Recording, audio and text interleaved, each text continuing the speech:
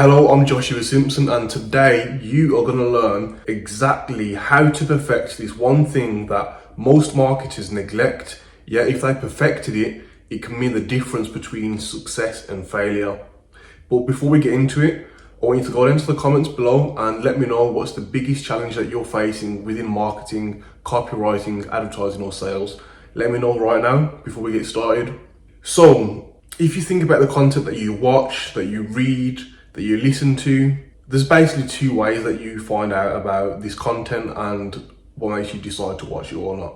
The first way is usually a friend that you trust a lot telling you, go and check this out. Or the second way is that the content has a hook that really draws you in. If you can't hook someone in, they won't see your sales pitch. And if they don't see the sales pitch, then they won't buy. So that's exactly what we'll be talking about today. How to perfect your hooks in marketing and copywriting.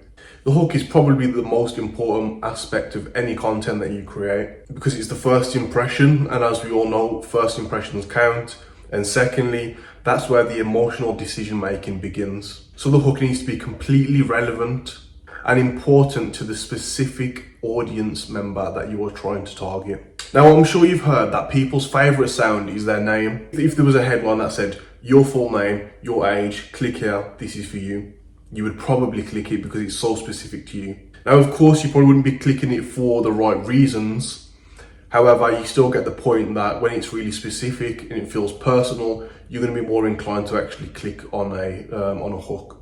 And that's what we want to do with our hooks, but in slightly different ways. But overall, this is why I emphasize the importance of doing research and truly understanding your audience in depth. The main goal is to grab attention, then secondly, to get them to read the next line or listen to the next part.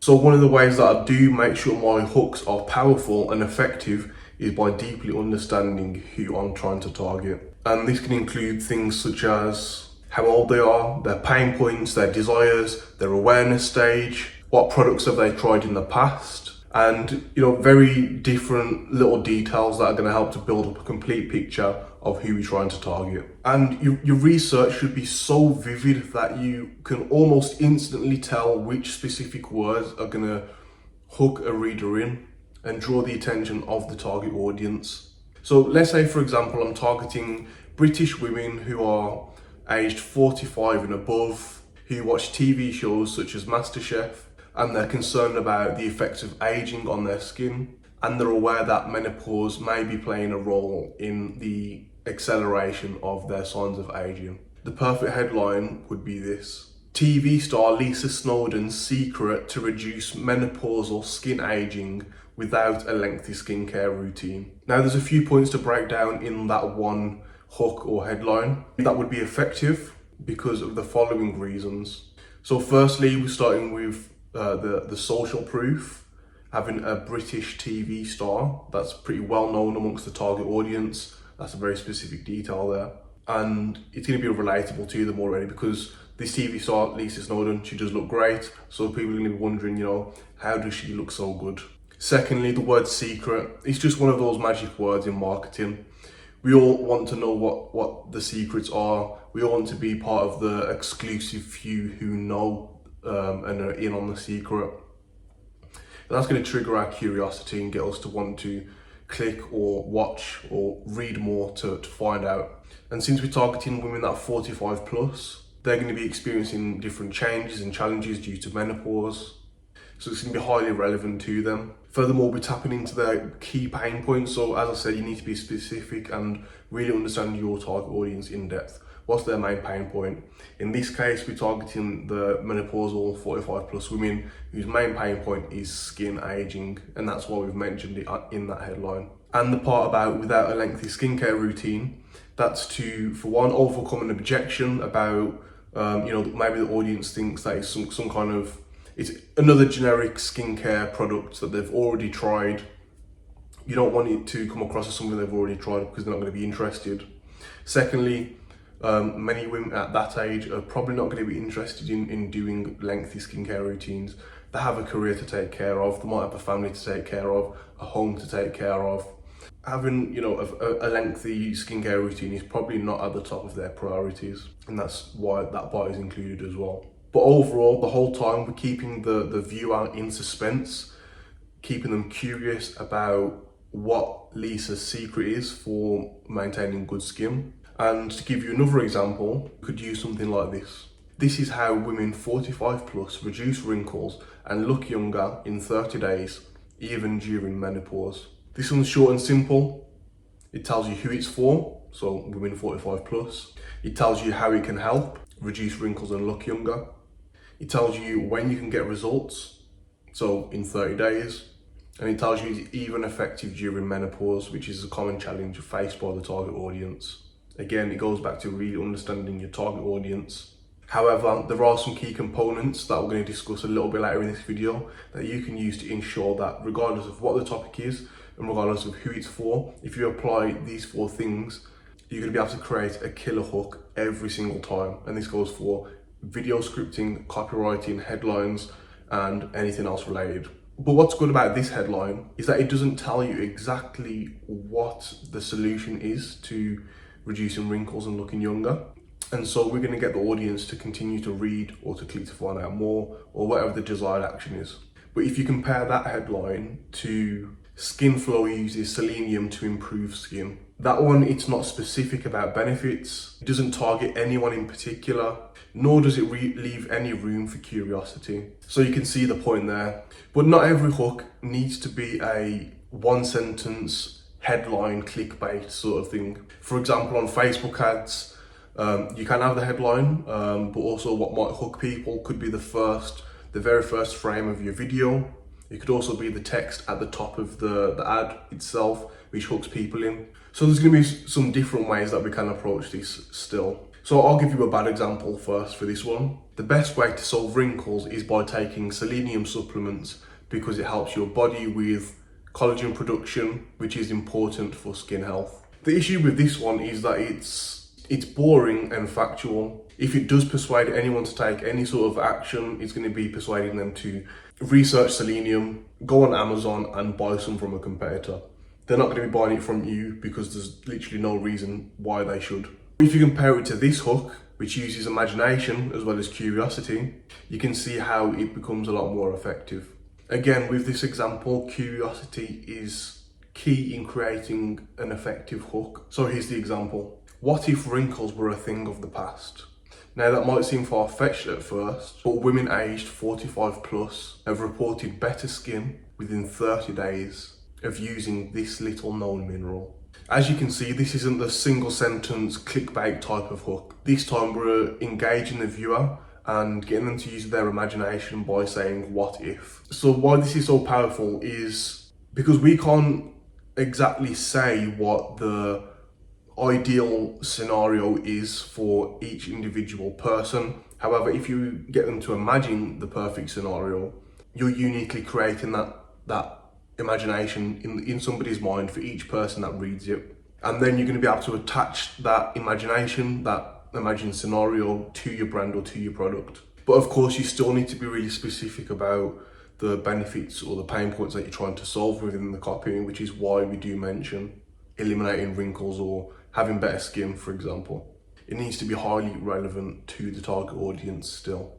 But you can make use of the audience's imagination to get them to be more engaged than just reading text, or to imagine a ideal scenario in which they will get their desired outcomes by using your product. So you can see, you can use the typical clickbait style of hook, or you can use questions and imagination to draw somebody in. But as I mentioned, any hook that you use must have at least 2 of these 4 attributes. And they're so easy to remember that you'll become a much better copywriter within days of practicing using them. Do you see how I hooked you in there? Okay, so here are the attributes. The first one is useful. The reader needs to know how or why what they're reading or watching is useful to them personally. The second one is urgent. They need to know why it's important for them to be reading or watching it right now and not continue scrolling. Thirdly, it needs to be unique. They need to know how the thing is different from anything they've seen or used before. And the fourth attribute is ultra specific. The broader the hook, the less personal it feels, which makes it a lot less appealing. Also, it needs to show the reader that there's very specific details that they're not yet aware of. that they need to discover by continuing to watch or read. And so some simple ways that you can incorporate each one is as follows. So to make sure the hook is useful, make it clear which problem will be solved or what benefit there is to gain. Urgency can be incorporated by using things such as limited time discount, don't miss out, or using the word now to imply more urgency, or simply saying that something is running out of stock. Thirdly, you can incorporate uniqueness. It's actually a lot easier than it might sound. It's by simply just not telling the reader exactly what it is before they read on or click to find out what the solution is. Because it can't be logically deduced as something that is common or they're familiar with if they don't know what the thing is. So this is where curiosity can be really useful. Also, this is where research again can become really important. Doing research on your product will hopefully show you the different unique ways that you can communicate about your product that potentially your competitors aren't communicating about it. So during your research about your product, you might find a unique mechanism or a way to communicate the value of the product that can help you be unique during the copywriting about the product.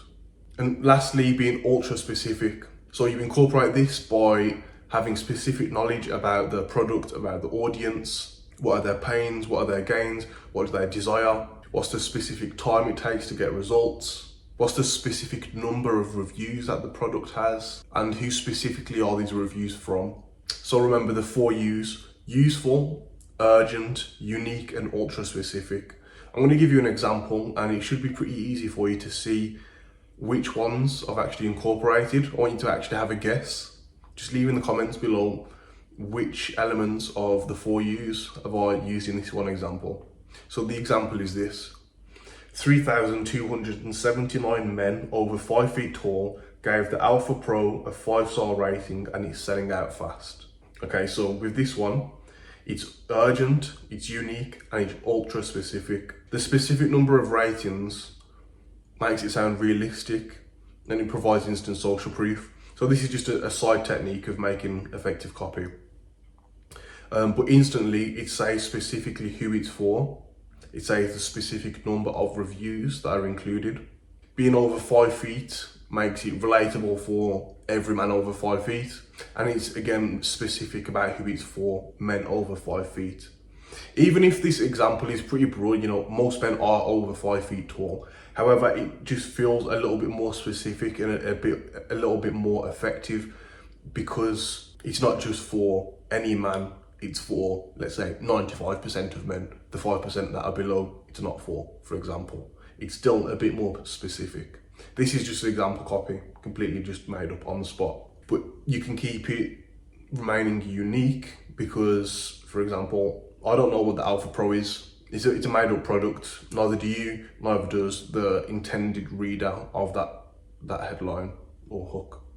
So mentioning the Alpha Pro keeps it unique since we don't know what the Alpha Pro is, which also capitalizes on our curiosity again. And it's urgent because it says that it's selling out fast.